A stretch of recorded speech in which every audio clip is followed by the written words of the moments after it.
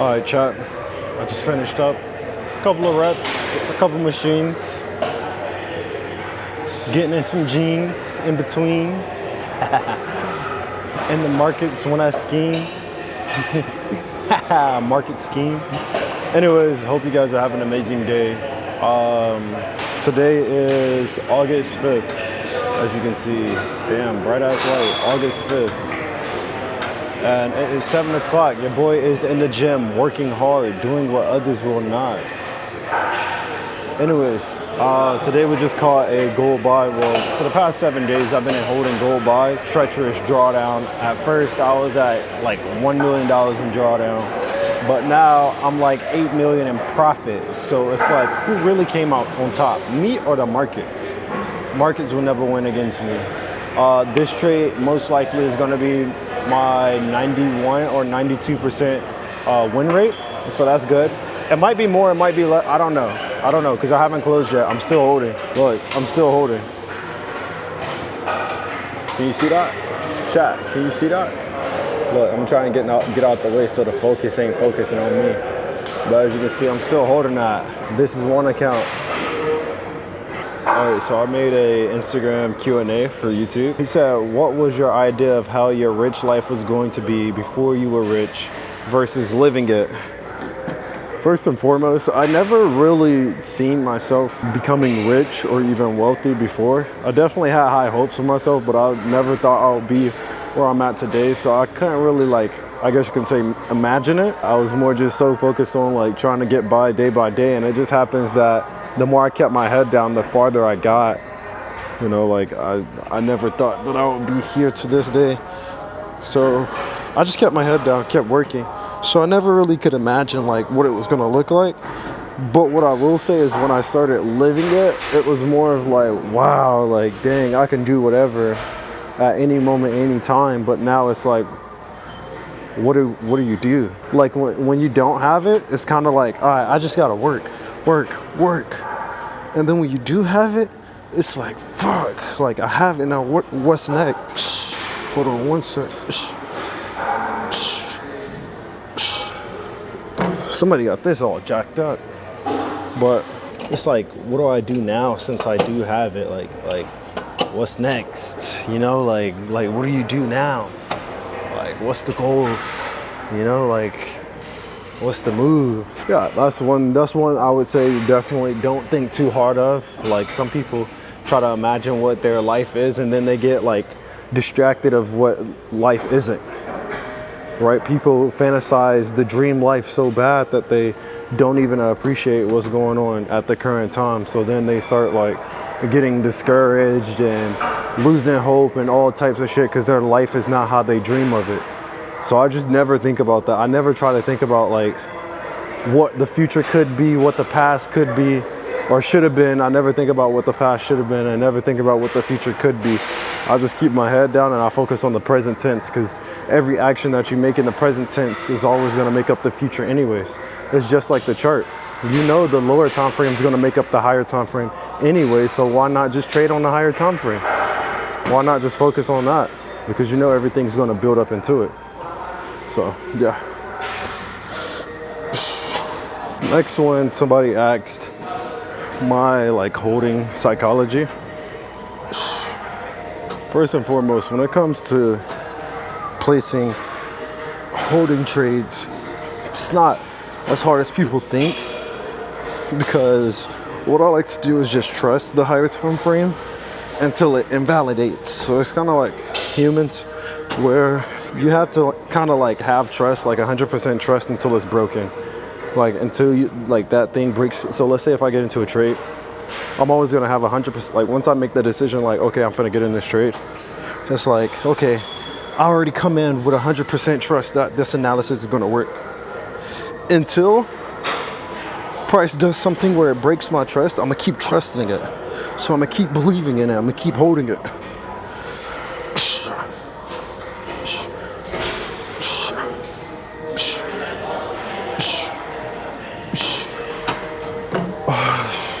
I'm gonna keep holding it. There's no reason to close. There's no reason to give up on your friends just because you feel like you don't trust them. They have to do something in order for you to not trust them. markets has to do something in order for you to not trust it. So this previous trade that I was in, nothing really invalidated my trust. You know, price came and hit level of support a couple times, but it's like, you know, okay, that's normal actions, right? That's normal market behavior, right? Same way with humans. Sometimes humans are gonna do something out of emotion, but that's normal human emotions, right? That doesn't mean you fault the markets or X, Y, and Z for doing it. You just take it for what it is. The market has to move like that way in order to give us what we got. So look, sometimes you just gotta relax.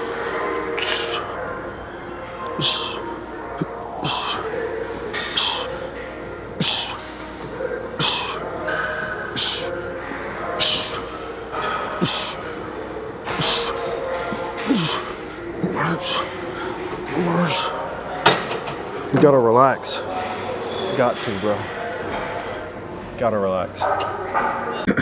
All right, so like I was stating before, a lot of people just kind of give up on something they feel like is not right instead of price or just anything. It could be life in general. Like, things should not be about how you feel. It's about what's portrayed or like what's seen, the actions behind it, you know, like for the guys out there or even girls, like a lot of people will say things, but it has to be actions behind it to prove what they're saying. So it's the same way. You could see something on the charts, but if nothing is really happening towards what you're seeing, then is it really real, right? So you always got to understand that patience is always going to come from, especially in trading, it's always going to come from just trusting until trust is broken, right? When you see something and it's not aligning with what you're looking for or what the markets is telling you that it should be looking for, then you just kind of leave it alone, right? This whole trade for the past 7-8 days now, I've just kind of been sitting back and I was just like, okay, well, if I get stopped out, that is what it is. But price is showing me this, and this.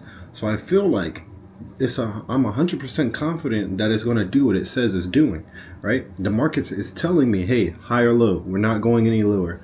Okay, we broke above this high. This means that, to me, price is trying to buy.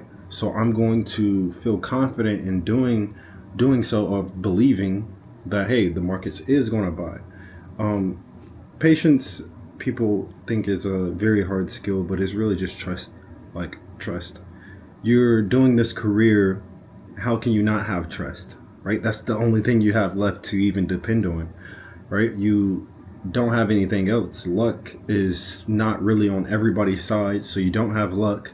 You can have hope, but hope isn't going to take you anywhere, right? You can hope for a great trade, but that hope might not be there, right? The market doesn't care about your hope, but trust, the market cares about, right?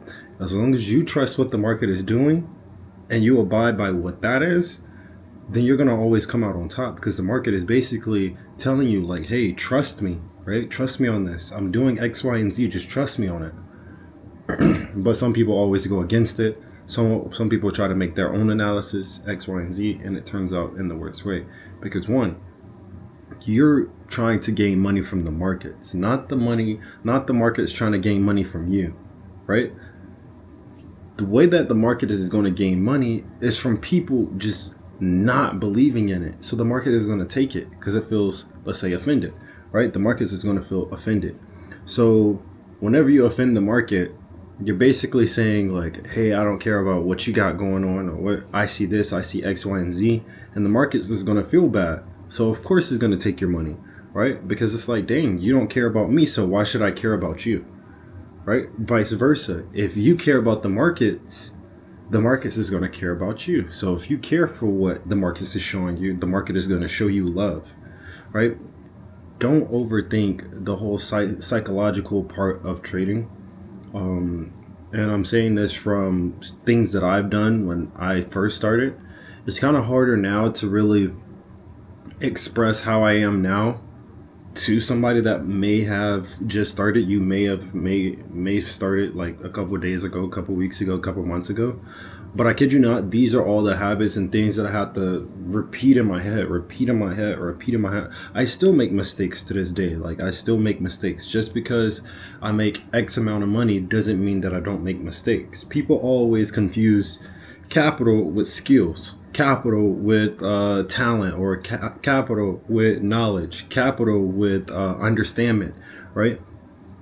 There's doctors out here, basketball players, any sports players, actors, all types of different people with high incomes that try to get into trading, and it doesn't work out for them because it's not about how much money you have. It's about the mindset that you have and the skills that you have when it comes to putting your mindset on display. A lot of people think that it's just about reading the charts, but there's a lot of people out here that can read the charts, can tell you where the market is possibly going, but then when it comes to pressing buy or sell, it's a whole different ball game for them. It's just like boxing, right? For example, somebody who punches the bag all day, the punching bag, something that doesn't hit you back, right? Something that's not going to put you in competition. It's easy to hit that. It's easy to look good on the punching bag, right? So same way, it's easy to look good on demo, or it's easy to look good on practice mode. But when you're in the actual live markets and the markets can attack you back and actually take your money, it's a whole different ball game. It's a whole different mindset that you have to have. That's why I always tell people, yes, you don't want to trade every single day, but you want to analyze what the market is doing just for 10 to 15 minutes, right? There's no reason you should be on the charts for 40 hours a day. Like, it's not even 40 hours in a day, and you spend all your time on the charts. I kid you not. Make this a rule book for yourself. Try to stay on the charts for at least 5 to 10 minutes a day, right? Set your timer. So pick up your phone. Go ahead, type in timer. I have a fancy dancy little timer, but you set your timer. Let's say I want 10 minutes. And you can use your actual timer. So let's say, okay, my timer is going to be 10 minutes. I set it for 10 minutes. So I go on the charts. I pop open my trusty dusty laptop. I go on the markets. Okay, 4-hour time frame. Okay, it looks like it could go for, I see signs of bullishness. Okay, let me go to the 1 hour, see if I can find any type of entry. Okay, entry, maybe not today. Okay, let me set my alerts for where I would want an entry at. Boom, set my entry alerts, hop off the charts. You can do all that in 5-10 minutes. Don't make trading your job, right? Trading is your career, your job, but don't treat it as such, right? Treat it as something that's just like, because if you think about it,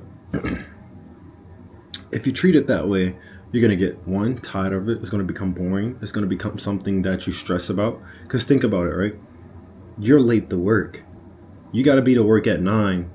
You wake up at 8:30. You're 20 minutes away from the place. You're not going to make it to work. You're stressed, right? Now you're upset. You're stressed. You're having a bad day. Or something at work pisses you off. Now you're stressed. Now you're upset, right? That's a job. That's what happens at jobs. These are normal activities that happen as a job. But if you treat trading as something that's just a hobby to you in the beginning, you take it seriously, but it's still a hobby to you. It's not something that is going to be life-changing for you. Yes, trading is going to be life-changing for a lot of people, but when you think of it that way in the beginning, when you think of it that way, your whole focus is trading has to change my life because this is life-changing. You need to switch your mind into saying, hey, trading is just a hobby. I need to, like, I kid everybody. I kid you not. I tell everybody the same thing. The people that say that 9-to-5s are dumb and X, Y, and Z, those people are stupid. Stupid as fuck. Because, listen, your 9-to-5 helps you get capital. Like, it builds your capital. Like, if I go work at Walmart or if I work at McDonald's, I know I'm going to get paid in a week or 2 weeks. When I get that check, I then have to manage my money properly so I can get ready to trade. Your 9-to-5 is building skills. Now, there's going to be people on here that's going to be like, but it takes all my check. Then do something else. Always find a way. There's people out here that make up so many fucking excuses. So many excuses. Too many excuses. If you don't have capital, go get a job. If you can't find a job, go freelance. Bro, there's tons of websites, tons of services that you can do. Learn a different skill that you know could pay you, right? Learn a different skill. When I say skill, you instantly think about trading. Trading is a career that you can get yourself into.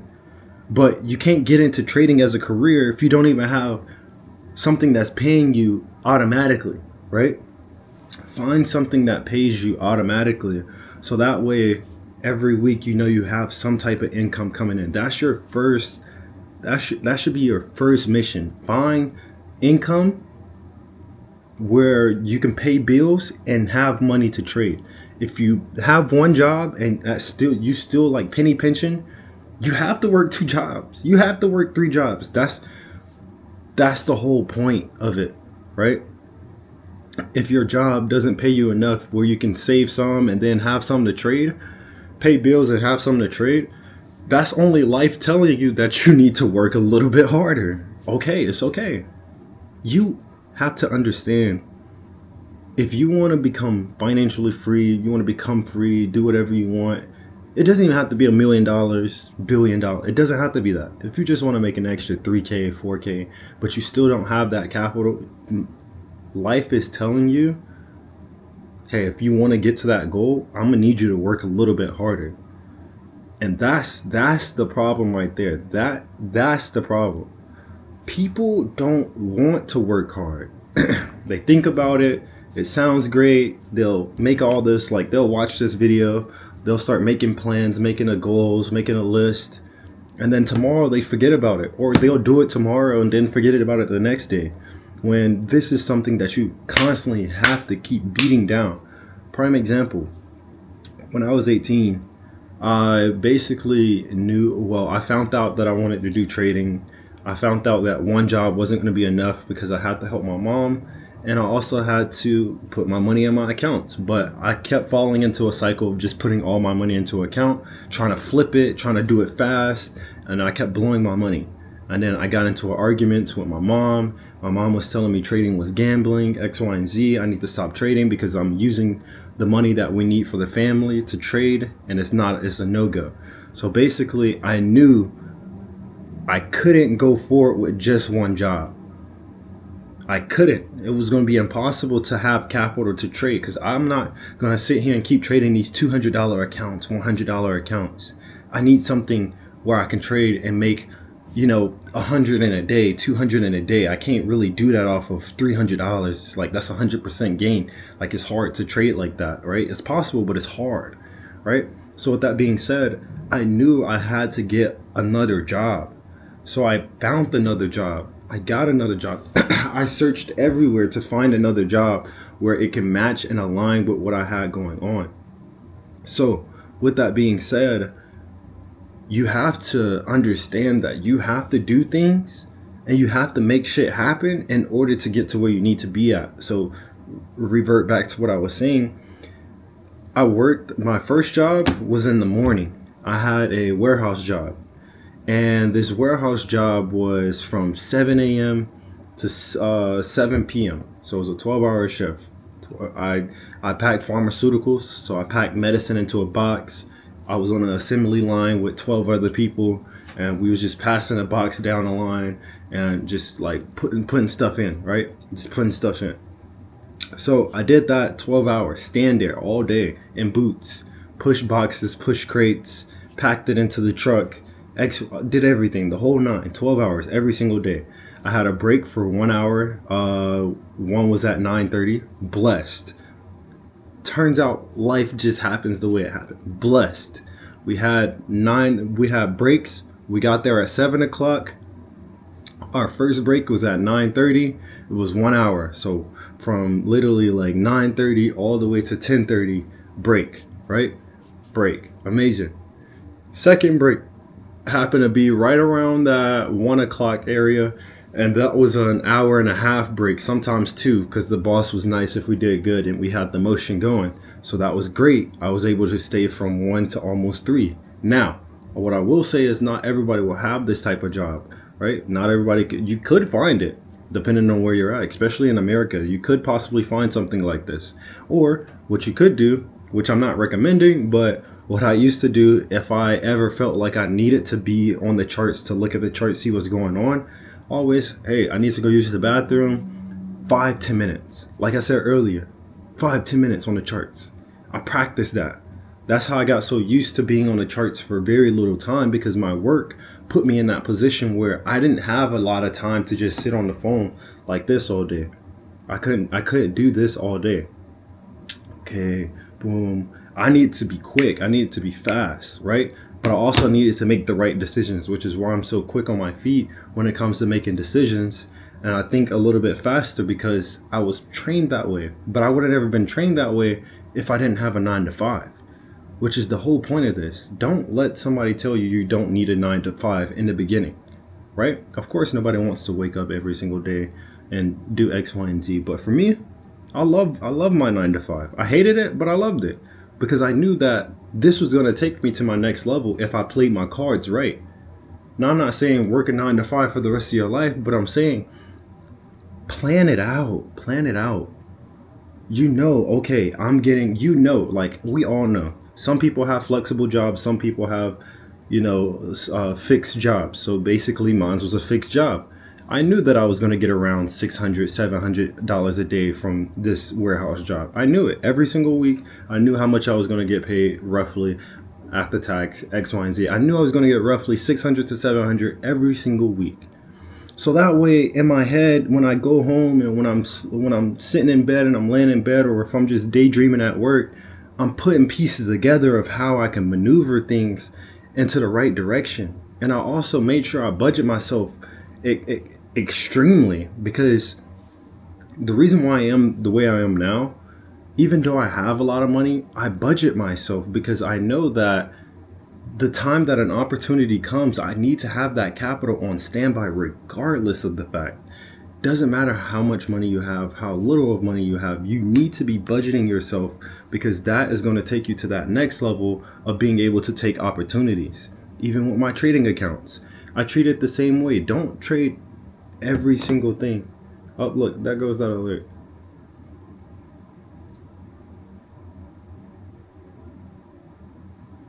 There goes that alert. Anyways, I budget myself and I make sure everything is right, because that opportunity comes, I need to be able to take it. With trades, I don't take every single trade because, one, everything is not your opportunity. Every single thing that pops up in your face, everything that moves in your face is not your opportunity. Guys and girls, the dating world, not every date was the perfect date for you. Not every person was for you, right? Same way with trades. Not every trade is for you, right? Not every book is for you. Not every podcast, not every YouTube channel is for you, right? Some people might like it. Some people might not, right? The things that is supposed to come to you will come to you automatically. So don't ever feel like you need to be in a rush, right? If you miss out on something, it's okay, right? It's okay.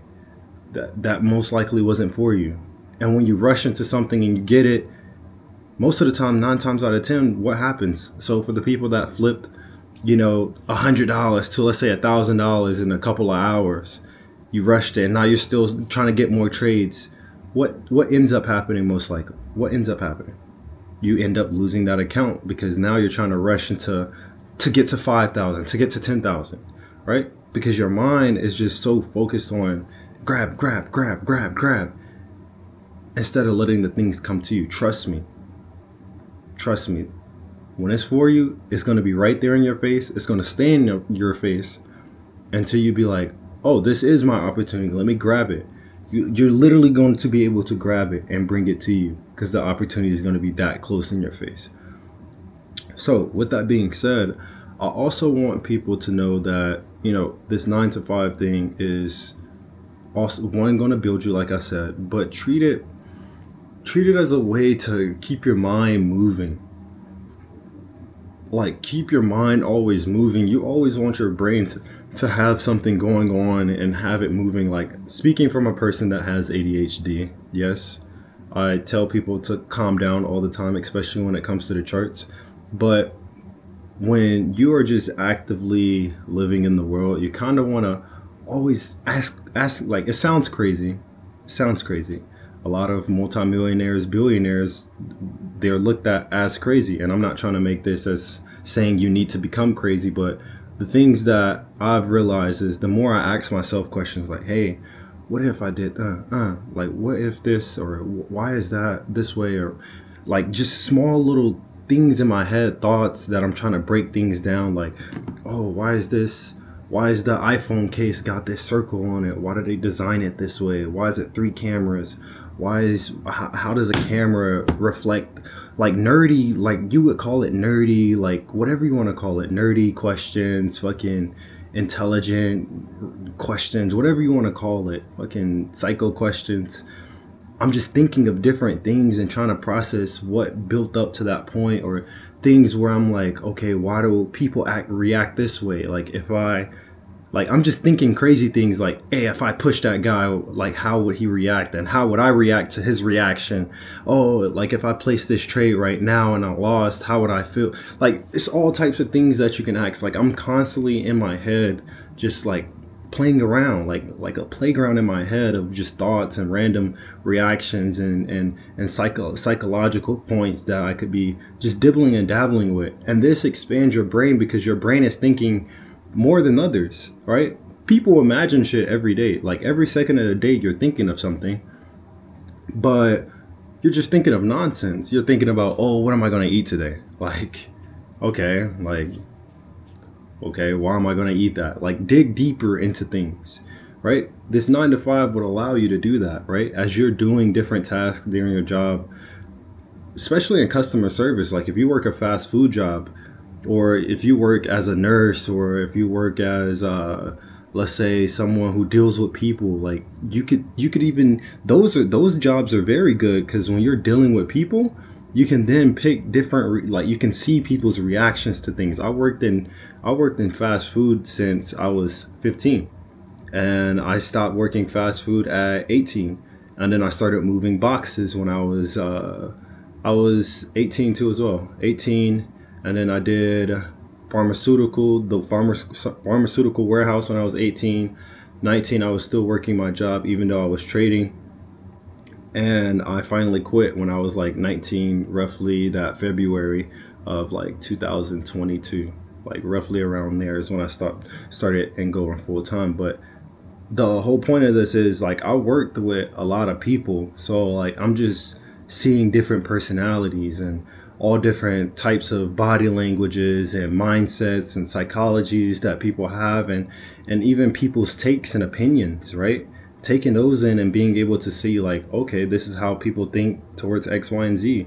I used to tell people about my trading stuff, and I used to see how blocked off that I was, that they are, right? As a kid, I grew up with no technology. My foster mom, orphanage mom, never really cared about giving us technology. She kind of kept us with reading one singular book. Reading books is great, but we only had like 1 or 2 books, and we never went to the library to get new books. It was just like we read the same books. We stayed inside.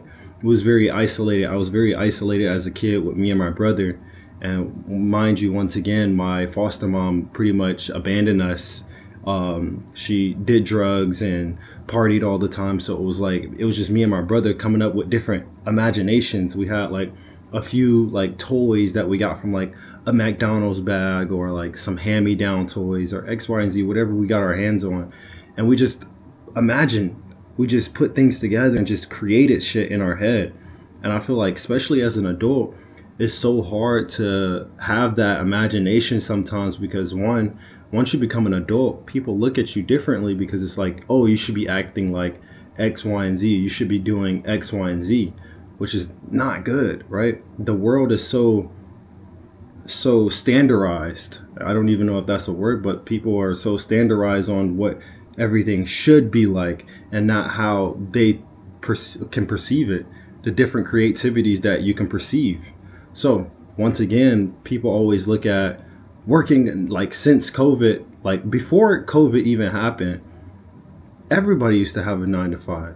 It was so hard to become an entrepreneur. Nobody even thought it was possible to become an entrepreneur, right? COVID was amazing, and COVID was also bad, because what it caused is it split everybody. right? It split everybody.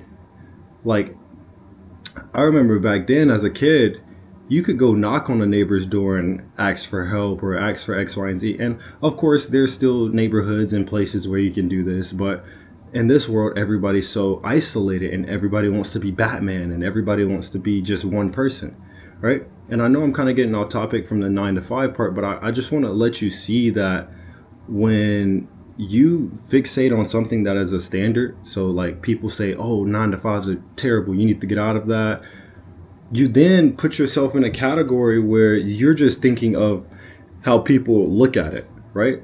How people look at it is the reason why I shouldn't be doing it, or how people look at it is the why I should think a different way. So let's say once again, COVID was a great thing and a bad thing because it split people, right? And when it split people, it made people, one, they was like, oh, I need to change my life. And then also two, they made people think like, dang, I need to like I'm going to be stuck in here forever. And then there's also other ways that people went, but some people became entrepreneurs. Everybody wanted to become entrepreneurs. And so creativity started, which is great.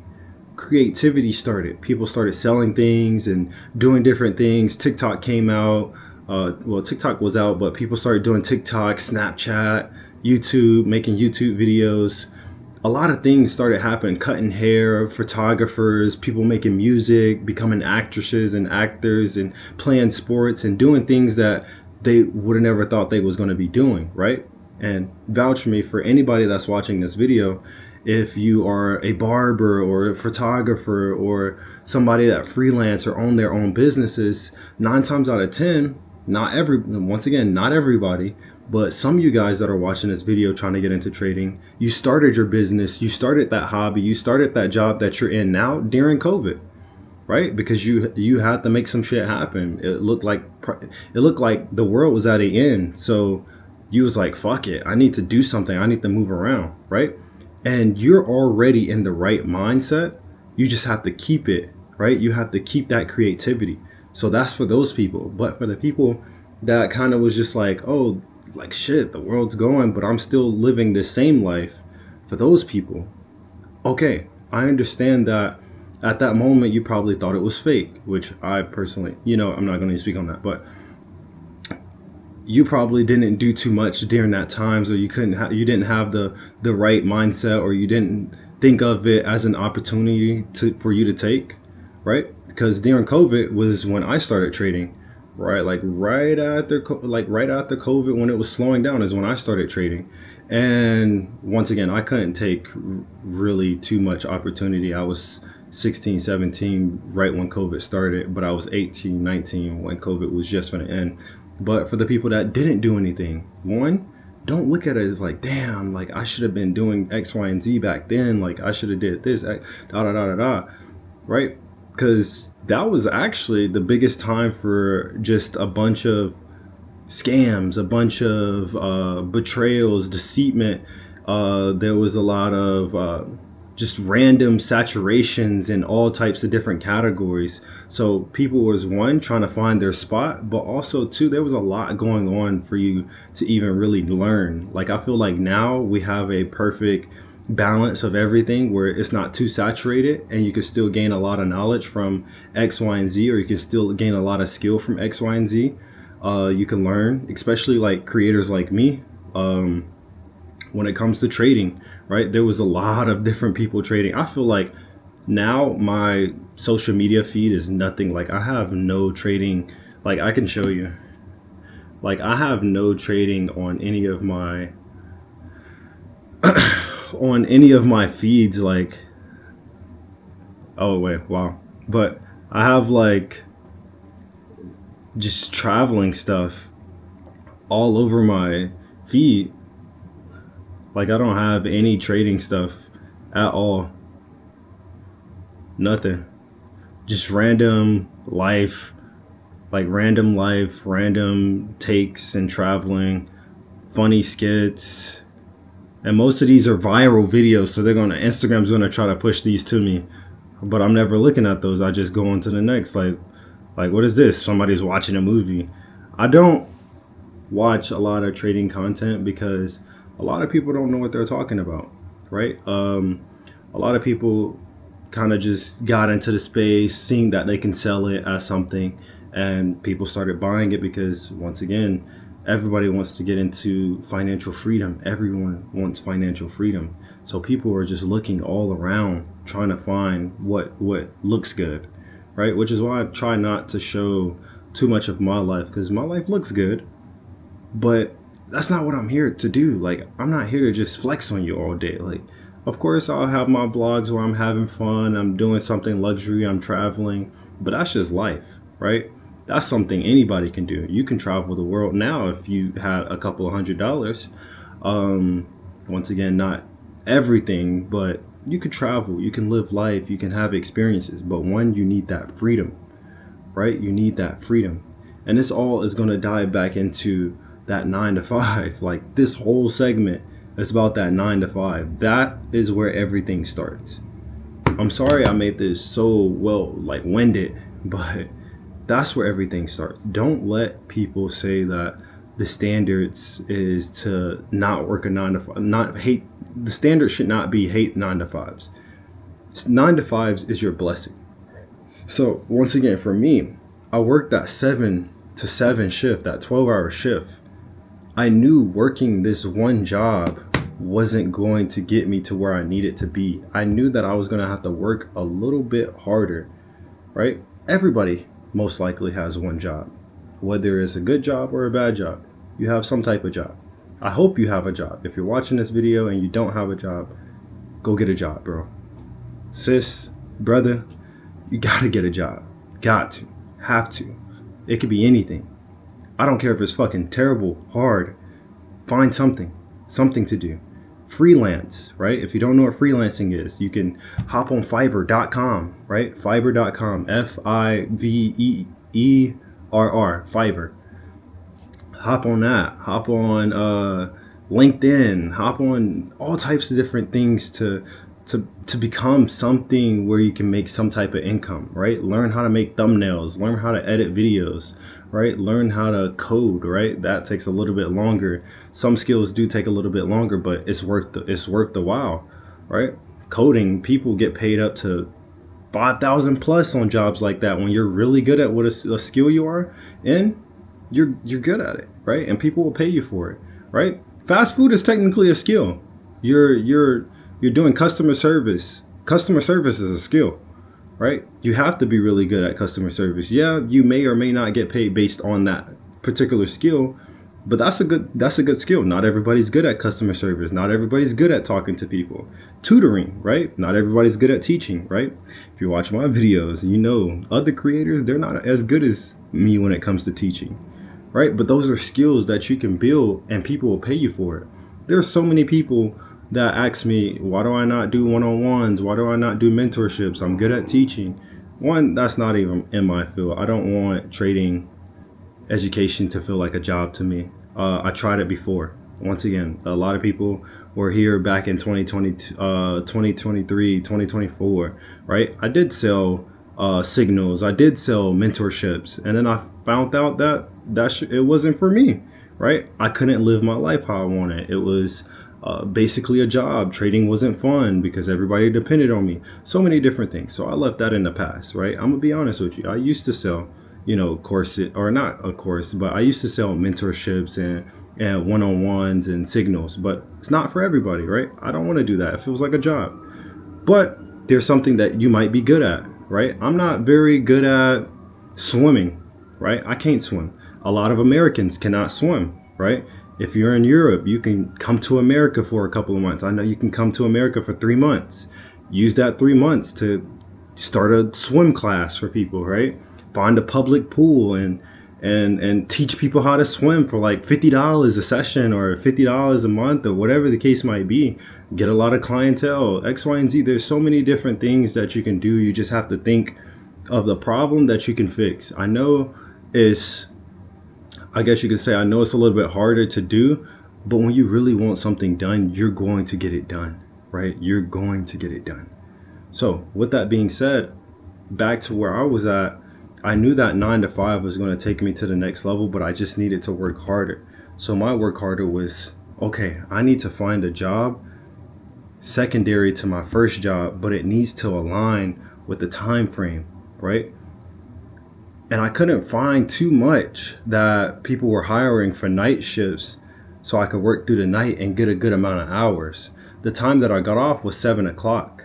7 o'clock, by 10 o'clock, all stores was really closing. Stores and stuff was really closing. And I wanted something where it wasn't too much on me, where I could still, be able to like not feel like I'll be gassed from my first job. So I don't want my second job to gas me too.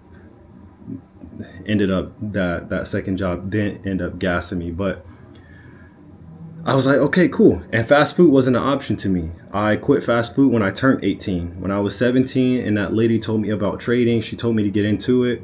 I said, hey, when I turn 18, I want a brand new life. I want to start over on everything. Every decision has to make sense. So as soon as I turned 18, I quit my fast food job. I had no job for like 2 weeks. I signed up for a staffing company, and that staffing company found me a warehouse job for $15 an hour. I worked 12 hours, right? So if you do the math, right? And I worked right around like 40 hours a week, if I'm not mistaken. So if I did 15 times 40 hours, that's right around $600, like I said before, right? And you can get a little bit of overtime if you wanted to. So sometimes I would work another shift, right? So I would work another shift and get paid, let's say another 15.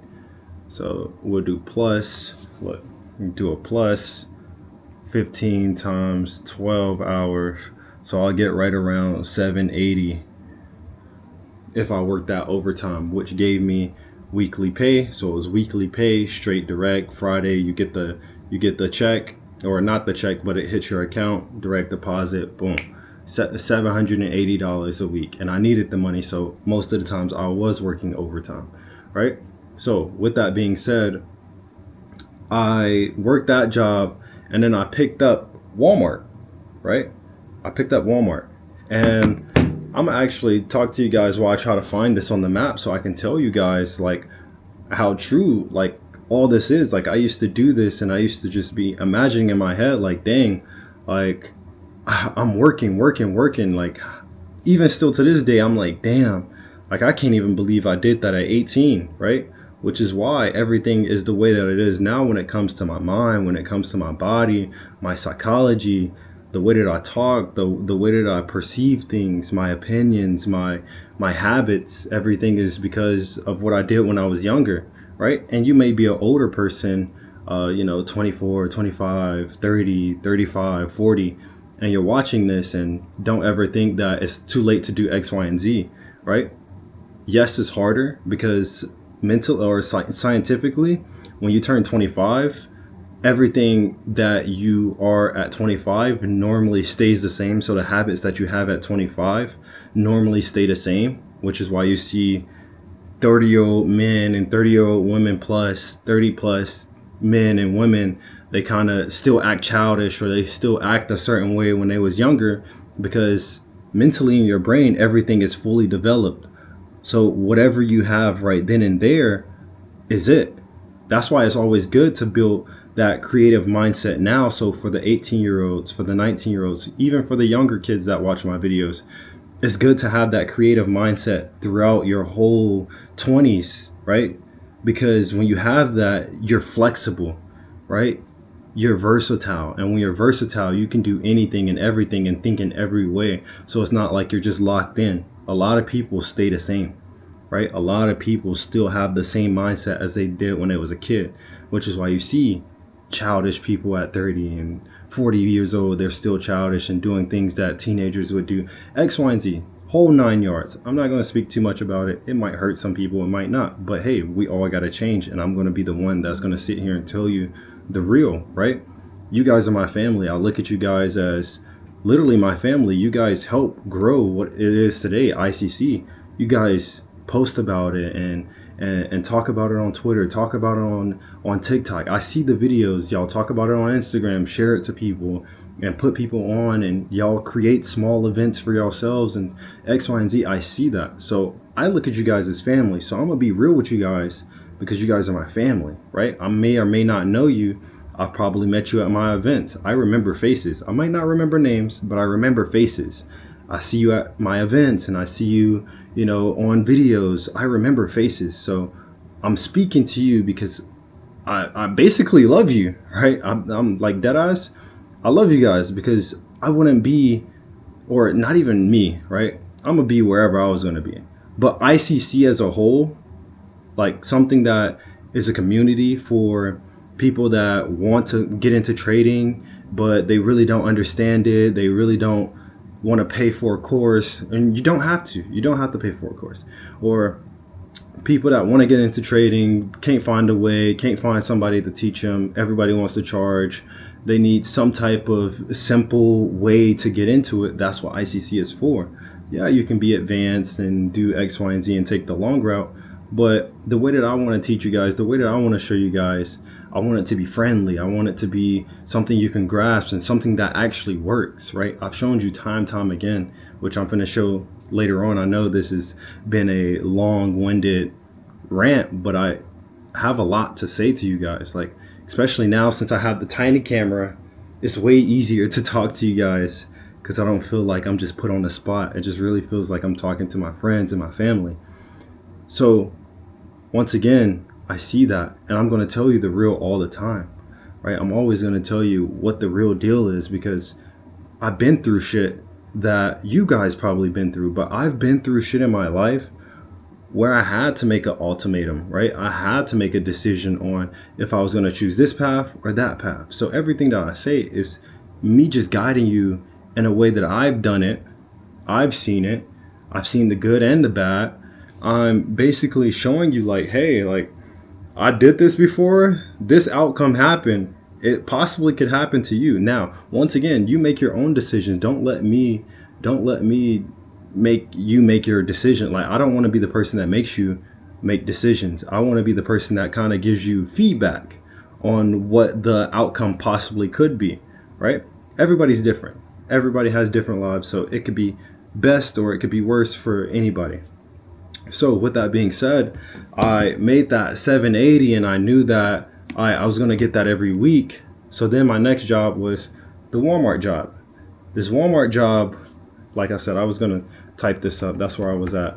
I'm just talking to you guys at this point. Like, I really want to make this channel more of a calm, relaxing place where you can just listen, even speak back, right? Comment down below about your problems, your situations. I want this channel to now be something where I want traders, I want entrepreneurs to come and just let themselves express, like even down to what I'm building up, Unmarked. I'm not going to speak too much on it, but if you see and watch my Instagram posts, I talk about this brand Unmarked a lot, which I have a lot coming out for it. Trust, just be patient, be patient. If you don't know what it is, just go to my Instagram, Trades by Sai, and click the @ that's in the bio, Unmarked, and just click follow. We have something coming out very, very, very soon. But it's going to be amazing for communities and people trying to expand and be better. And once again, I'm trying to move away from just being somebody that is a trading educator, right? I don't want to just be looked at as a trading educator because I have a lot of knowledge in a lot of different things, and I have a lot of psychological knowledge in a lot of things that I want to share with the world, because I feel like, once again, ever since COVID, it split everybody up to where they want to be Batman. Everybody want to take this lone wolf. They want to be by themselves, right? So I'm trying to bring everybody back to here so that way we can grow as an economy, as a community, as people, as one. And as you see on TikTok and Twitter, they say that most of my audience is black people. Okay, I'm black, right? And, you know, I'm not racist by any means, but for us fellow black people, it's hard to survive in this world sometimes. It's hard for a lot of people to survive, but as black people, we've been known to not be in one, in sync, in unity. We've always been going against each other and killing each other and harming each other and betraying each other, and we're not one. We're not one. So me, as a black person, fellow black person, even though I'm Dominican and Haitian too as well, me no black, me Dominican. But me as a black person, of course, I'm going to try to bring everybody together, because all I've seen my race do is separate. Now, whether that puts me in harm's way or not, that's something that I want to do, is bring people together. Now, once again, I'm not racist. Unmarked and all the communities and events that I put together is for everybody. So once again, don't think like I'm saying it like, oh, only black people can come. No, I'm saying I want everybody to be a community. That's what I want. Just getting into all this and trading and becoming X, Y, and Z, I knew that at the time that I was working, and I knew at the time that I was doing X, Y, and Z, that one job wasn't going to help me. And that's the whole point of this conversation, this talk, is to basically show you that everything that I did, I knew that I had to work harder. I knew I had to get to my destination somehow. So don't let people create standards for you and tell you it should be this way, it should be that way. Make your own plans according to how hard you want to work, or how hard you want to get to a place and destination or a goal. You want to hit a goal. If like if right now I'm 15% body fat, right? So I'm doing really good. I'm decently athletic. I'm decently fit, but I want to hit that 10% mark. And some people will be like, oh, well, that's going to take X, Y, and Z. It's going to take 6 months and 12 months. Okay, I'm going to dream, or I'm going to have a delusional goal where I feel like I can hit it in a month, right? So I'm gonna work my ass off compared to like anybody else. I'm gonna work my ass off, do everything I can in my power to possibly get to that goal, right? I knew exactly what I wanted to do, but I didn't know how to go about it. So I just did it, right? I got the 2 jobs. I didn't know if it was gonna, I didn't know if it was gonna be good or bad, right? At first it was good. It was like, okay, this is easy. But then I'm doing it constantly every single day. And it's like, dang, this is low key draining me. I feel like I want to give up, right? I feel like I want to give up. And sometimes you can't give up. Most of the times, all the time, never give up. Because the moment that I really wanted to give up is when things started to come into a gear. Everything started piecing together. Everything started making sense. And then I was like, wow, I was just finna give up on this, and I was finna just be normal, be like everybody else, right? That moment that you feel like you're finna quit, that's life telling you, yep, we got him. Let's see what decision that he makes now. Let's see what decision she makes now. And that decision right there, that moment that you're like, should I give up or should I not? And you choose give up, your goal was probably a couple days behind. Your blessing, your opportunity was probably a couple days behind that. Maybe a week behind that. Maybe a month behind that. Society is so focused on time, right? You're so focused on the time, which is why you might be 30 years old watching this, 40 years old, and you feel like you don't have a lot of time, and you're rushing, right? You're just doing whatever you can to get there as fast as possible. When time is not even a real thing. Like, it's just something to make you feel like you're getting older by the day, right? Tomorrow's Thursday. Damn, the week went by fast. That's what I will be thinking in my head. Damn, the week went by fast. I didn't do too much. I didn't do a lot this week. And then in my head, now I'm like, damn, I didn't do anything this week. So next week, let me try to overextend myself because I feel like I'm running out of time. Forget time. Time is not on your side. So why worry about something that's not on the same team as you, right? If time is not on your side, why worry about that? You already know it's going against you. So why have that in your vicinity, right? The things that you attract should all be positivity to your life. So that is good, positive thoughts. That's good energy around you, good people around you. That's having discipline, knowing your worth, knowing your potential. All these things bring positive things to your life. Confidence, a little bit of ego. It's good to have a little bit of ego. It's good to feel like you can do that. You're the one. You're the best. You can become the best. It's good to feel that way. It's good to be that way. All those things. You want to bring positivity into your life, not negative standards, not negative connotations, not negative thoughts or feelings or emotions or random opinions, right? You know where you can be. You just know that you have to do what you have to do. You have to be on your A game. So with that being said, this whole thing is for my beginners, my people out there that are entrepreneurs trying to get out of their jobs, my people that might be even a little bit wealthy, a little bit rich. It could be from family, it could be from a lucky win, or it could be from working hard, right? It's good to work hard and want to change up your career. You want to do something different. You want to be free. You want to do whatever, right? I know a lot of people that make a lot of money at their career, but they don't want to do that anymore. They want to live their life and travel and explore. Everybody wants to travel, right? Travel is an amazing luxury because you get to it's kind of like Minecraft or like GTA. Like you get to roam the world. That's the best luxury you can have in the world.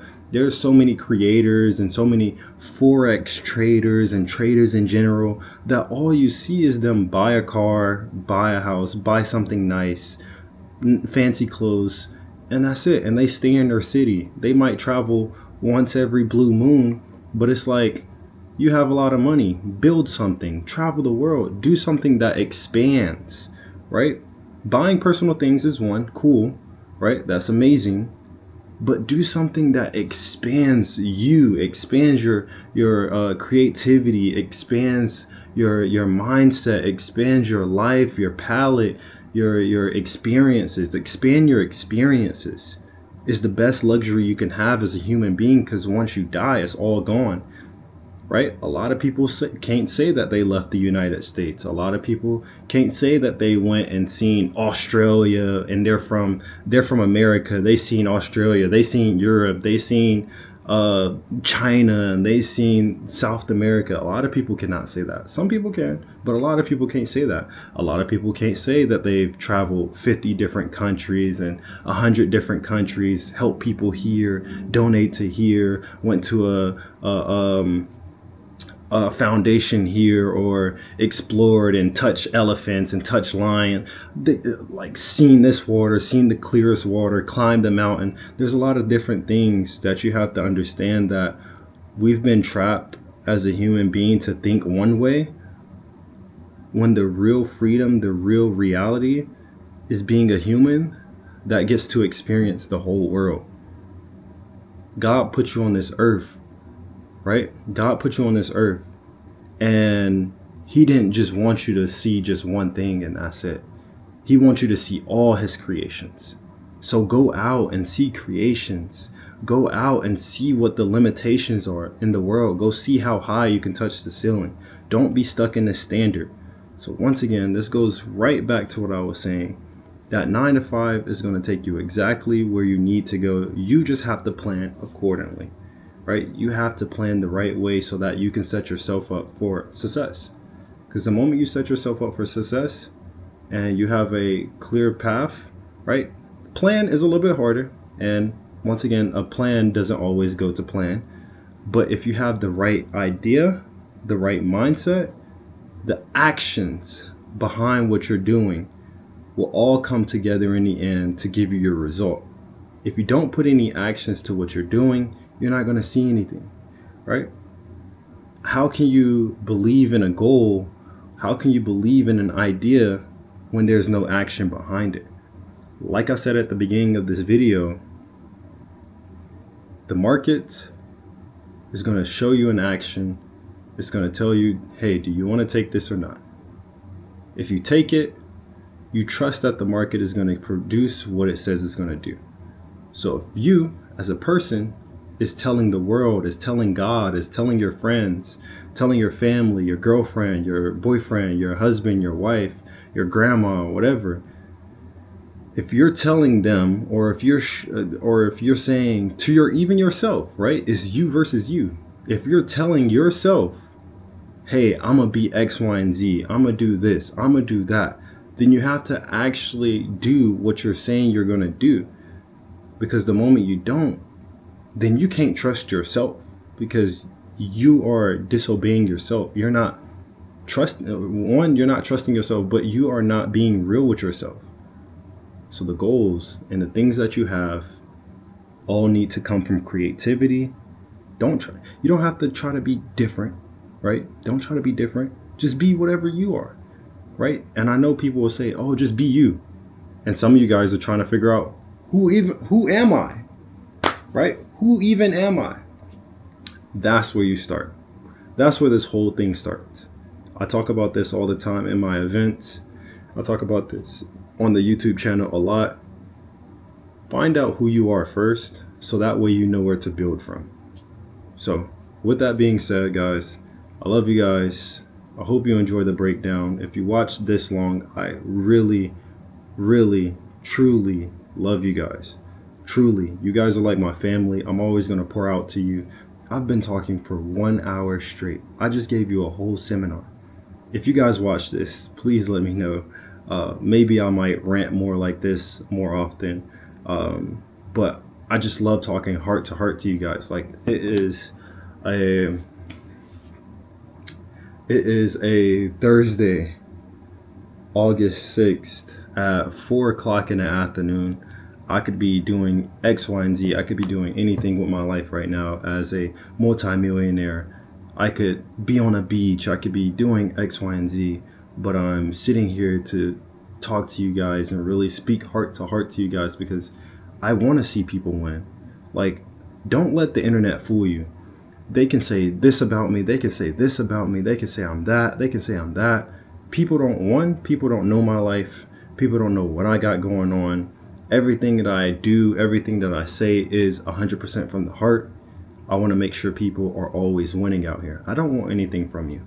This YouTube is not monetized. I don't have any courses to sell you. I don't have any signals to sell you, right? So it's like, I just want to see you win. I want you to look at this video and be like, dang, maybe he might be onto something, right? If you're skeptical, okay, stay skeptical. But I'm sitting here as a human to human telling you that what I'm saying is true. You might find out the hard way. You might find out now and avoid it later. This might help you avoid certain problems, certain situations. I'm saying this from human to human, heart to heart. Like, I really want to see you win as another human. I want to see you win, because in a world where not a lot of people win, only 10% of people win in this game, and most people die without doing the things that they want to do and being able to see the things that they want to see and touch the heights that they could never even imagine. A lot of people don't get to do that. I'm saying, like, hey, I just found a way where you could do it. Take it, try it, right? Try it. If it works for you, then great. It works for a lot of people. I see it all the time. People are thanking me for here.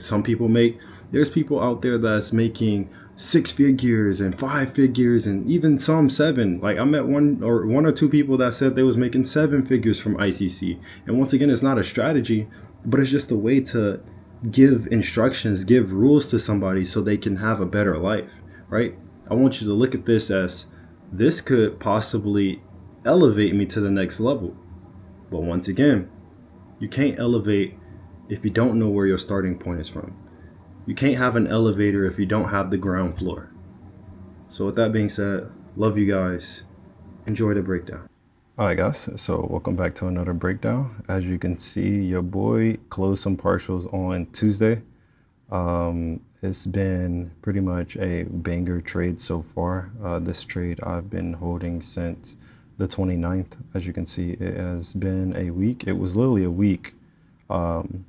Yesterday it really started booming, but I closed a little bit off of the push here. So right here, this push, I ended up closing some here. So I took 2 million in profit right around here. Kept the remainder. I still have a lot more to go on my positions. I still have a lot of lots put in. I think I got right around, if I'm not mistaken, I still have 300 lots on one account, and then I also have another 300. So right around 600 lots still floating on both accounts combined. I'm trading two accounts. One account is at 6.8 million, and then the other one is at 14.3 million. I still have a few other accounts that I haven't touched, but for the meantime, I'm just going to trade these and grow these back up. Not even back up, but grow these up to where my main accounts are at. So for the time being, yeah, just a little update on where I'm at when it comes to both of these accounts. Now, I have withdrawn a lot. If you've seen my Instagram post, so if you've seen this post, this is my previous withdrawals on pretty much the last 5 days. So you can see that I've been withdrawing a good amount. Currently 8 million sitting in the wallet, then 25 million in real accounts. And yeah, it's looking pretty good. The fifth, I withdrew right around 900K. Fourth, right around 725. Then we got another almost $1 million, but 925 if you want to be specific. Yeah, so pretty good when it comes to trading wise. As you can see, last month was really good. Last month closed around 11 million in profit. So 11.4 million, 8 days of pretty much trading out of 31 days, which is really good. A little bit more than what I expected. This was all one trade. So one trade, no trade this week. This week was pretty much one trade. And this week was pretty much one trade. So which floated into this week. But so far looking great. Nothing that I can complain about so far when it comes to my trading. I finally hit the 90% rate that I was trying to hit. Last year, I got up to like 97% on the win rate. This year, I've took a couple losses because I've been moving too fast. I was doing too much with an ego, so I had to calm down. Right now, I would say that I am on a roll to hitting that 97%. Trying to make sure that I play my cards right and make sure that I'm getting into the best setups that I can possible. All A+ setups, of course. With that being said, yeah. So we have right around, I would say we have right around like, what is it? This is month 8. We have like 4 more months to see what I can do. So I'm pretty excited for that. But you came here for the breakdown. I was just showing you a little bit of the stats that I have currently. Once again, it is Thursday, August 6, 2026, for future me to come back and look at this, to look at the progress, to look at this, even my future kids and grandkids so they can see this. But yeah, let's get into it. So pretty much what I did, so I was holding since, as you can see, let's see here, let's go back. Give you the exact days, show you the exact days. So if we go back, July 29th is when I first placed that trade. So we're going to go here, go to the 29th. So right around, oops, passed it a little bit, right around here. It was really right around here. Sorry, my apologies. Right around here is when I placed the trade. The trade that I had placed was at 4,081. So we're going to come here. We're going to type 81. If you want to be specific, we can delete all this. Right, so this is right around where I have my trade placed. Now, one thing that I want to say is I held this trade for a while, what felt like a long time. But in my head, there was a lot of people that said they didn't understand why I was holding this trade for so long. They didn't really get it. They didn't see what I was seeing. So today I'm going to break down pretty much what I seen. So first and foremost, if you watched my last video when we took this trade, so this trade right here on the 22nd. So we're going to go here on the 22nd. Right around here is when I placed that trade and we won that trade right here. This trade came from this high. So remember I was explaining how price was on a downtrend. So let's go ahead and come to our left side, come to this trend line. Let's make it here and let's put this here, right? I don't use trend lines, but just to give you an example of what's going on. This downtrend that price was on, we ended up breaking out of that, but also breaking main structure. So what does that mean to the people that don't understand what main structure mean or might be confused on what I say? So the reason why I don't use trend lines is because as soon as price breaks this trend line, most people are looking for a break and retest, or they're just looking for it to break and they'll start to buy.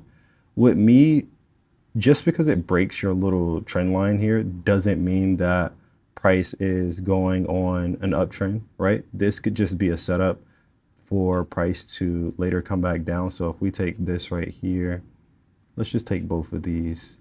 We can say that price could have ended off just like this. Like, let's say we didn't have any of that, right? We could have had just this right here. So let's go ahead and select this bar right here. We could have just had this right here. This is why I don't use trend lines, because you could get misconstrued of what's going on and you make silly mistakes, which is something in trading that I don't like making. I really hate it when I make silly mistakes. I really hate when I do beginner things. Trend lines is something you're taught at the beginner level. I know ICC is something that is simple and I guess you could say beginner level, but we don't make beginner mistakes, right? I try to tell you guys all the time that every decision you make has to have a reason for it, right? And it can't just be how you feel. A trend line is based off how you feel. It can be misconstrued. You can draw a trend line like this. You can draw a trend line like this. You can draw this, whatever you want. You could have said it broke all the way over here. You could have said that trend line broke here and all types of things. You can misconstrue a trend line. So I don't use them. What I do use is highs and lows. And as you can see here, since this point, if we even track it, and you can track it from anywhere, right? You can come over here and mark up this and point out your highs and lows, and we can get into the whole 9 over here, right? You can start from anywhere. The reason why I start from here is because I can visually see that price came up to this point and then it just stopped going any higher than that. That's very concerning, or I wouldn't say concerning, but I would definitely say this is something that I have to be aware of. Hey, price was going up at one point and then it just stopped here. I wonder why it did that. So let me focus on everything that happens after that, because normally what you get after will tell you why price stopped here. So basically what I mean is this information here, whatever happens next, this information, so all this, so this is one piece of information, it reached a high point and then it reversed. Once that reversal comes, everything after that is basically telling you what happened previously. So the fact that I'm seeing this lower high here, right? And I'm gonna turn this into black. The reason why I'm getting this lower high here and then another lower high here, it's all telling me what happened previously. So it's very good to have a skill where you don't just be stuck on this one piece. You're now fixated on everything that happens next, right? As I said in the beginning of this video, if you guys were watching, everything that you have to pay attention to is happening in present time. Can't worry about the past, can't worry about the future. What's happening right now? So as all this is happening, all this sell-off is happening, you have to really ask yourself, why did it sell here? Okay, and I see all this is happening. I see that it's selling off. And now you're probably asking, well, I don't care about the sales. How did you get into buys? Right? I'm trying to tell you my whole mindset. I'm trying to tell you everything that I'm thinking, right? So from here, since I seen that this was a downtrend and the last point of a lower high was here. So I'm gonna delete this. That last lower high was here.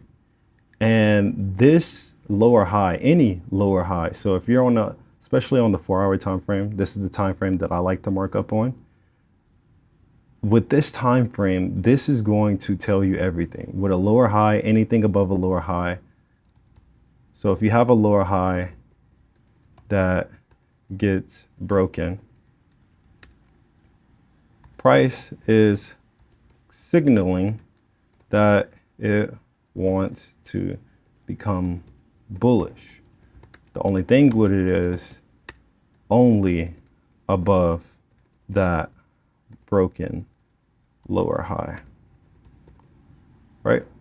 And once again, for my beginners, a lower high is just when price comes up, but it doesn't go higher than the previous one. How do you find lower highs? Visually look at it. You're very smart. You're very intelligent. I know that you can see what I'm seeing. I know that you can see this. Don't go crazy into details. Stay spaced out a little bit.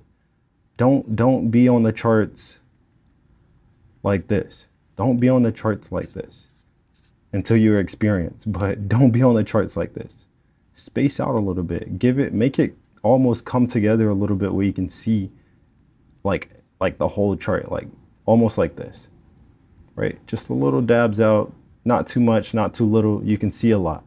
Crunch them together if it helps visually see the rejections and the highs and lows, right? You see how I crunched it together, and it's easy to see all these spikes, all these drops, all these highs and lows. You see how easy it is to see it now? Once you crunch it together, you can see it. If you need to do that, whatever helps, right? But this is very important. As you can see, on a downtrend, it maintains that the whole time. Look at this. It's maintaining all that structure. And this on a daily time frame definitely looks like something you can definitely see a little bit easier, which is why it's always good to have time frame correlation, because you might see it on the daily time frame, but it's hard for you to see it on the 4 hour, right? But all that we seen was price doing a downtrend. Made a low, made a lower high, made a low, lower high, low, lower high, low again, lower high, low, right? You see how I went to the daily and it just looks a little bit more easier? And then I go to the 4 hour and you might be absolutely complicated, or you might be absolutely confused, but it's still the same thing. It's just more candles, more information, right? So with all that being said, how I found these buys, 4 hour time frame had this downtrend, and I was pretty much trying to find out what was the next step, because the daily time frame was telling me that price doesn't want to go any lower than this. It's been saying that since June 24th, 2026, Wednesday, right? It's been saying that. It came down here, rejected. Then the next day, the 25th of June, the 26th, the 27th, the 28th, the 30th, right? The 1st of July, it's been saying that it didn't want to go down. Look at all these candles that's rejected.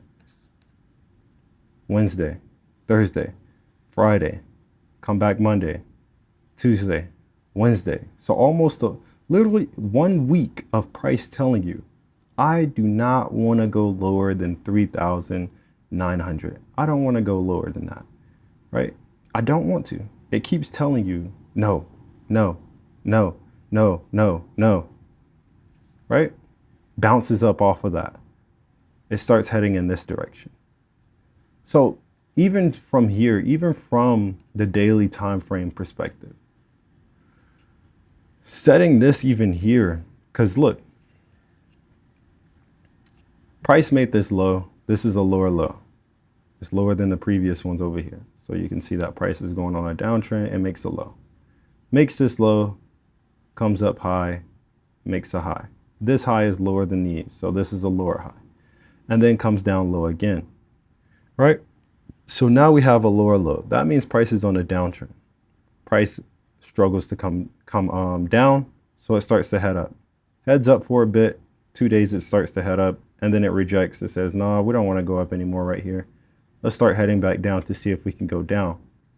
Then it tries to come down and it's like, nah, I don't think we're ready to go down either.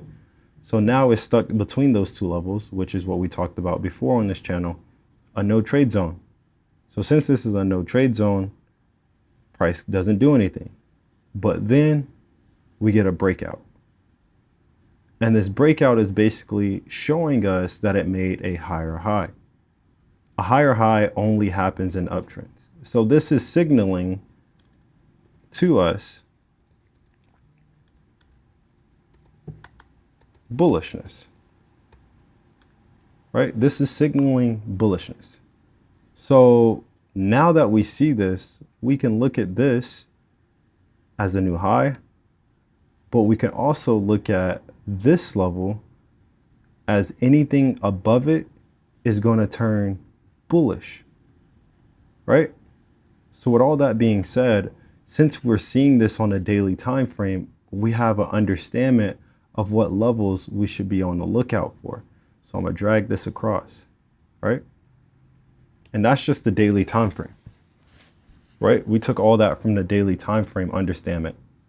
You can do this with wherever, however on the charts. It doesn't matter where you are at on the charts. You can do this with all, right? So all that I drew up, look at it on the 4-hour time frame. Boom, we're going to get rid of this. We're going to keep this here just in case you might get confused, right? So now we know this was that lower high that we seen. We're going to make this, let's make this blue. This is the lower high that was seen. This is price breaking above that lower high. Now, we can see that when price is above here, it's going to go break. It broke. And when it broke, it went to this level, right? So we're going to put this blue dot here. And since it went from here to here, in our trading mind, all we need to know now is if price is above here, it's going to head to here. That's all we need to know right there. So now all we're doing is trying to wait for price to come above here to here. Now, you're probably wondering, what was all this downtrend, X, Y, and Z? Like, what was up with that? Okay, price made a new high. Price was giving us a signal, whether it was going to be in 2 days, 2 weeks, a month, a year later. Price was telling us, hey, when I'm above here, I'm going to make a push to here. I'm going to do it again. I don't know when, I don't know how, but I'm looking to do it again sometime soon. And when I do, just make sure that you understood that I did that to this, right? So price goes on a downtrend. And this is because from here to here costs money, right? Whenever price is moving, any type of movement that price makes is costing money, whether it's for buyers or whether it's for sellers. Right? When price is going up, that's a bunch of buyers in the market, millions, billions of dollars in the market. That means, let's say the rich people are having a blast. They buying everything, they splurging. Let's just keep it like that. When price is going up, that means whatever you're trading, investors are splurging. They spending it. Spend that shit. Spend that. They spending it. Right? So since they spending it, price, the value is going to go up. Everybody wants to get in. Everybody wants some. A Louis V bag wouldn't be as expensive if nobody wanted to buy it. If it wasn't that exclusive. It's expensive because it's one, marketed to rich people. A lot of people want to be rich. So that's why you have people that are broke buying Louis V bags. So it's the same way with this. That first push up, that's just the information. That's just the advertisement for us, right? That's just the advertisement. That's to get everybody to get in, buy it all.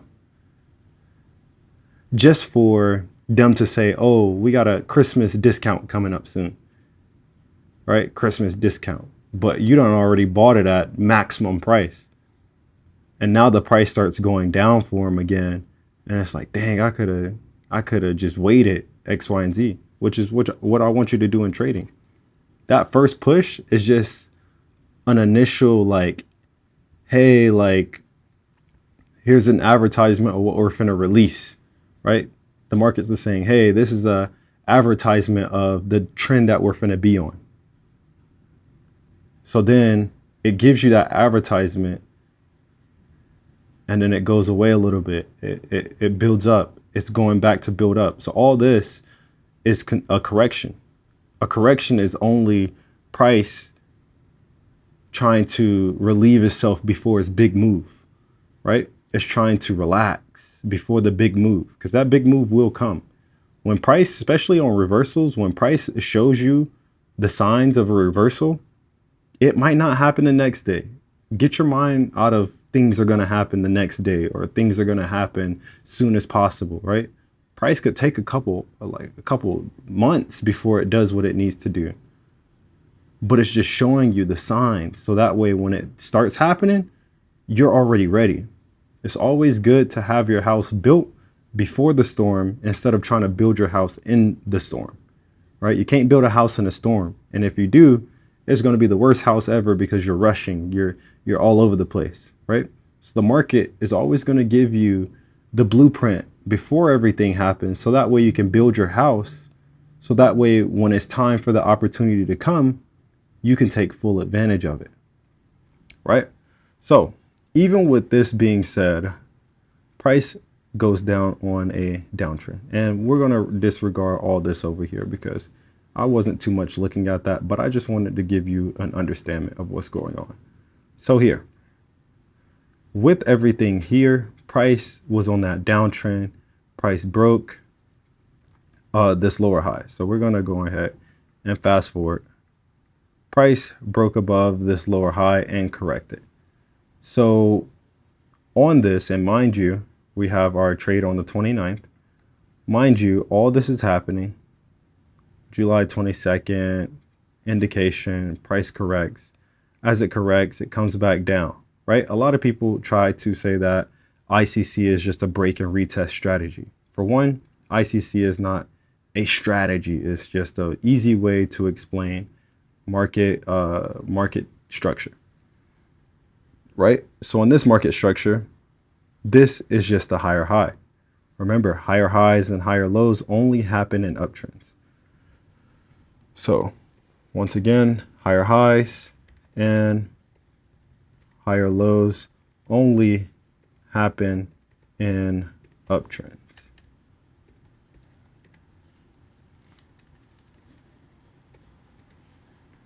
Right? So the moment you see one of these, start thinking.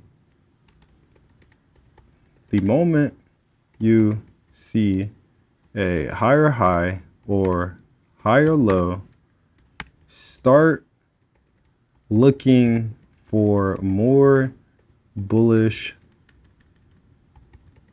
signs, right? Start looking for more bullish signs, because now price is showing you, hey, like we just made this higher high, right? We just made this higher high. We made it above here. So anytime I'm above here, look for price to go from here to here, right? And I'm gonna move all this so you can understand. I don't want you confused by any means, right? We're gonna pull this right here. I'm gonna put this right here. I use body closes, by the way, for the people that always ask. I don't use wicks, I use the body closes, right? We're gonna move this because we no longer need this. We're gonna have this here. Just know this is the daily time frame here. So we're gonna put level from the daily, and we're gonna put this inside the box in the middle. We're gonna put this as black, metallic, right? So you get an understanding. This is from the daily time frame level. So this is a strong level. Let's just put super strong, because if I just say strong, you might not understand me, right? Let's put super strong level. Can't break. Can't break. Let's just put it like that. It can, but let's just say it can't break. Can't break. That level's hella strong. Hard to break, hard to open, right? It's like a pickle jar, hard to open. You need to go ask somebody to help you open it. With that being said, from here to here is our ideal level. Now, the thing is with this, a lot of people, they think it's break and retest and they wait for price to come back down to this level. So this is what a lot of people will do. They'll let price come towards this level. They'll go jump on the 5-minute time frame. They'll go jump on this. They'll see price stalling a little bit. They'll see this, they'll see that, something like this happen. They'll be like, oh, that break and retest, boom. Then they'll get into a trade based off that 5 minute, put the stop loss here, target all the way back up here. Now, oops, let's go back. They'll go right here with the 5 minute.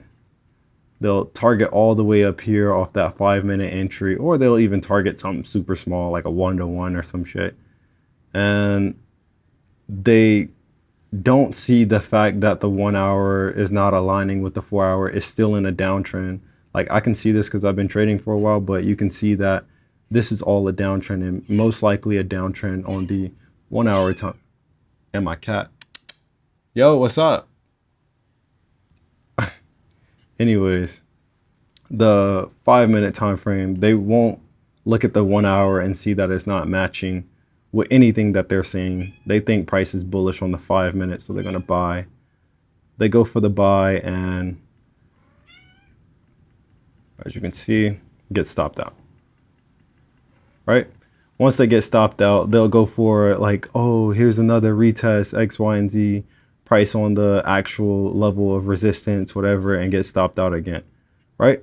And mind you, it just keeps dumping. They keep revenge trading, and the whole time, the 1 hour is just still on a downtrend, right? The 1 hour is still on a downtrend. Yet alone, it hasn't even made a lower high to break. So with all this being said, I don't like break and retest because price could come to this level and could push up, or it could just break past this level, go down more, and then come back up. My sole focus of trading is for price to repeat what it showed the first time. So in this situation, we was shown that price sells at this level, right? We was shown that price comes to this level and sells normally, right? It sells normally at this level. But there was one time where price came to this level, tried to sell a little bit, but then ended up pushing right through. That's all I'm looking for again. I'm looking for price to fall back down under this level and push back above that level again. Right? That's all I'm looking for. So with this being said, you need a higher low to base price off of. So I'm going to show you how I like to look at things. I'm going to delete this. I don't want too much in your face. You guys start getting confused. All types of stuff. We're just going to pull these up here though, so you can have those to read.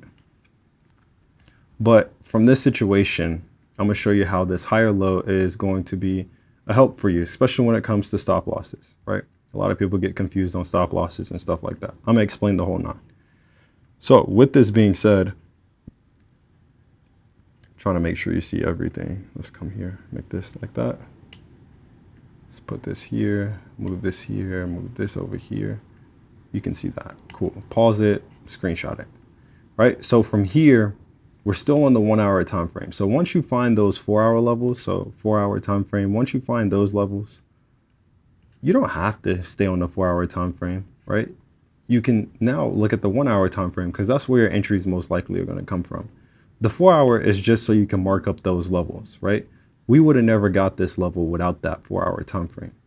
Everything's happening, every simple and clean. Even if you came to the charts right here, right? Your goal is to go based off of what previously happened. Okay, price is here. How did it get here? Oh, it bounced from here. So this must mean that this is my higher low. Why do I say that this is a higher low? Because I can see that the last time price really made a, I guess you could say a solid bounce off of something is either here or that daily level. As you can see, price went into it, bounced from here, came up a little bit, struggled, then bounced again, right? And once it bounced again, it pushed through, and then we have that. You could say this, but yeah, if you really want to be picky, but the ones that I would really say is really this level. I really was looking at this level only. I was not looking at this. The reason why I was looking at this the most is because it came off of something that was, you can obviously see, was very detrimental to this trend. Price came up to a lower high. I would even count this whole thing as just that lower high level. But if you really, really want to be picky, then you can use this as a lower high too. But I'm not that picky. When I see just one level, I can make it make sense. Okay, this whole general area was sellers. pushing price down. This whole general area was buyers getting pushed up.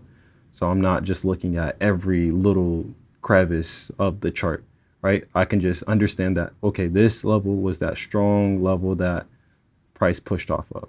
Boom, it pushed all the way up to here, right? Price hit this level, strong amount of sellers came in, right? Not looking at every little bitty detail. I just look at this whole piece right here. This whole little piece right here, just this whole piece, right? Just that. So with that being said, this higher low is here. And for one, this is a Friday. So what I am finna explain next varies depending on what's going on. A lot of people ask me, how come I didn't take the first, I think it was the first buy up. And the reason why I didn't take that was because of this. So as you can see here, boom, price didn't buy up. Then we had a gap up on the 26th. Price was selling off Friday, 26th. So Sunday opening, it gapped all the way up. And I just didn't feel comfortable with taking a buy on that gap up.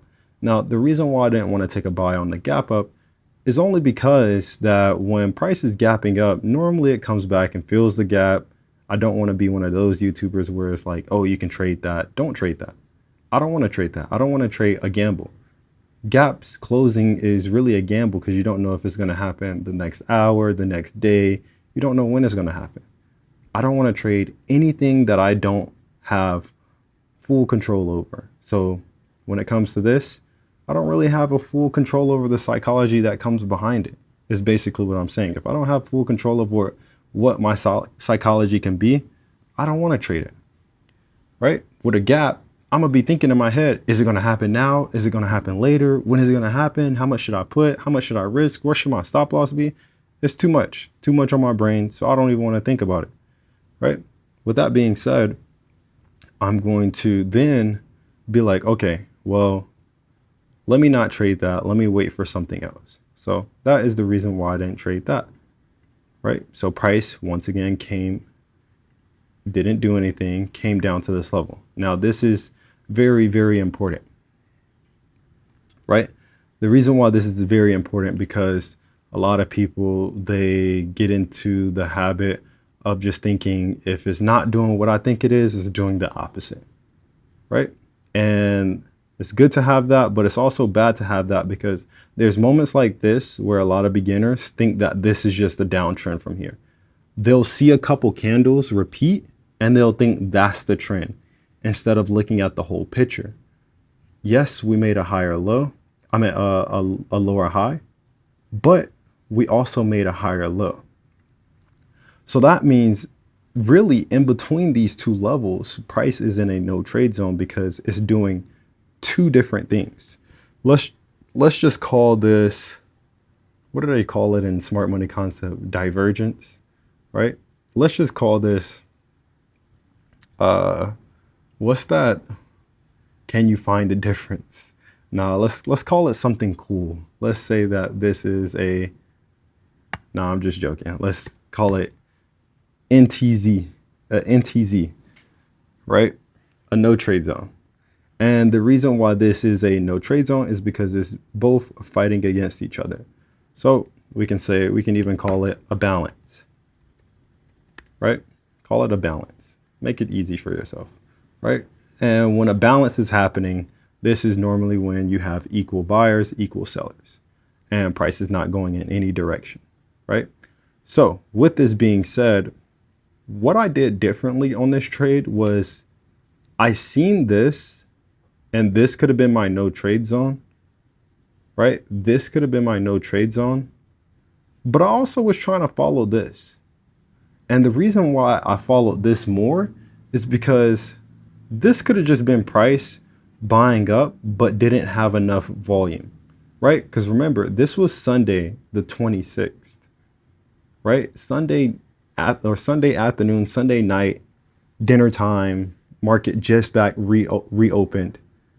So I took this as like, oh, it just didn't have enough volume. Monday came in, it sold off. I was like, okay, well, it didn't break past the level that I need. It just kind of fumbled in this area. It didn't really do anything significant, so I'm not worried about it. So with all that, Price ended up gapping up, right? Gapped up Wednesday. And I was like, wow, price is buying. So I actually got into a trade, right? I got into a trade. Price on the 1 hour looks kind of crazy, but price on the 1 hour did break, but 4 hour time frame, you see something completely different. The 1 hour time frame, once again, I seen that price was buying up. I was like, oh, well, I think this is the perfect time to take a trade because price is back above that level that I was looking for, this level, right? Mind you, price already touched this level. Now, this is where everything gets a little bit more complex on the psychology part. I enter my trade here. Price went from here to here, which is what it did previously before, here to here. So honestly, by what I'm telling you guys, the closure should have been here. But in my head, I'm still thinking of this because that's what the 4 hour time frame is looking like, right? So if we go back to the 4 hour, that's what I see on the 4 hour, the main structure that I'm going off of. My target, my entry is based off the 4 hour. The 1 hour is my entry levels. And these are two different things, right? We don't see this on the 4 hour time frame, right? We don't see all that on the 4 hour time frame. We just see price came up, fell to go, went down, created a no trade zone. 1 hour, we see a whole downtrend and some more. So I didn't want to go based off the 1 hour anymore. I just wanted to trust the 4 hour time frame. I wanted to believe that the 4 hour time frame was going to be way stronger than the 1 hour. I just needed the 1 hour to match. So that's why I ended up placing a trade here. Now, what I did this time, which I normally do in all my trades, but what I did this time was I actually put my stop loss down here. And the reason why I put my stop loss down here is because I believed in the 4 hour was going to complete what is done. So it's already shown me that it's ready to come above this level. So we're going to go out a little bit more. And yes, I was in drawdown, as you can see. And I was in drawdown for a bit, had a stop loss like right around here. And first I target here. I really wanted just to get this far when price sold down. But overall, I started to target more. I started to look for a bigger position. Overall, the TP wasn't my main factor, and that's okay. As a trader, it's good to have your target in mind. It's good to have where you think the markets is going to go. But at this time, all I'm thinking about is the market just showed me signs of bullishness. I needed to follow through with what it said, right? So at this point, I'm on 4 hour time frame and I'm just looking at my position. Mind you, I had that position on the 29th.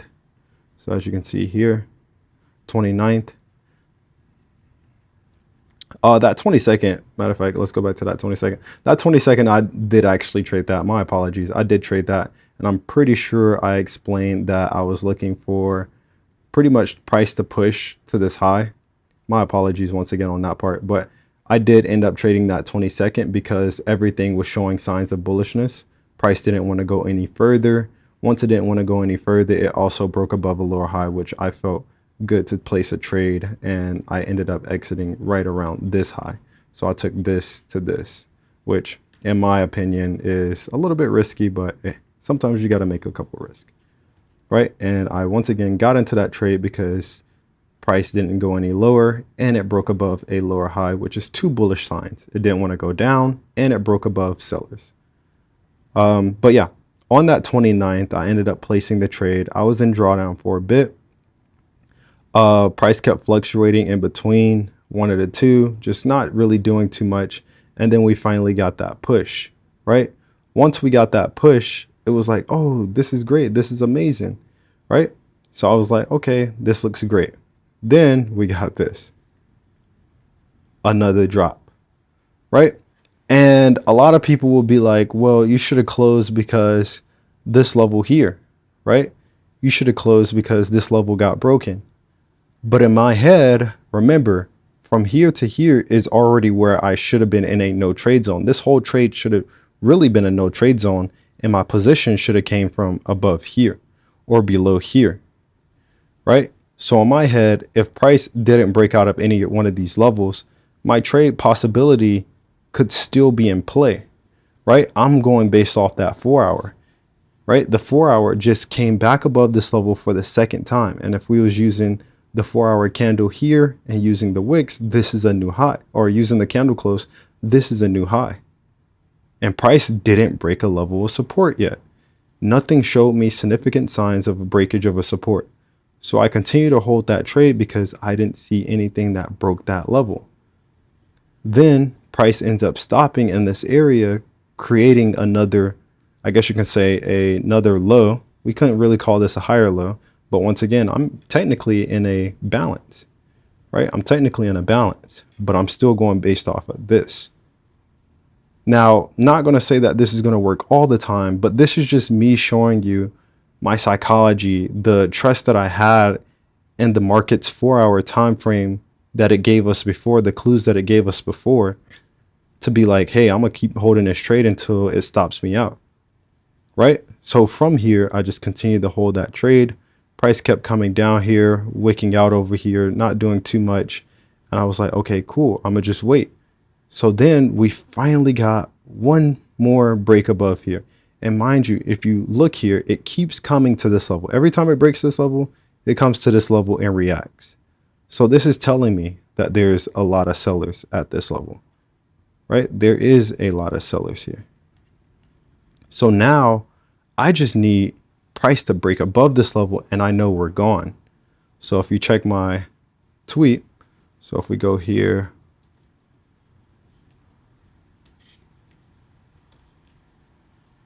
we go here, come back over here.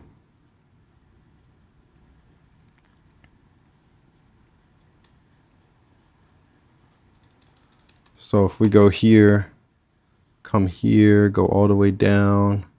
29th is when I called out that trade, by the way, on Twitter. So if you want some of my trades, go to Twitter and Trades by Sai on Twitter, and you'll see me call out trades. But this is the day that I took the trade. And as you can see here, let me see if you guys can see that. As you can see here, we have that lower high, and I wanted to trust in that lower high because this is what I seen. I seen price came to this level, respected it, and built up off of that, right? So since it built up off of that, I was thinking that price was just going to go from here to here. So that's the same thing that I was thinking. Price ended up breaking, going higher. It was great, sold off, but it didn't break this level. So honestly, I just kept holding.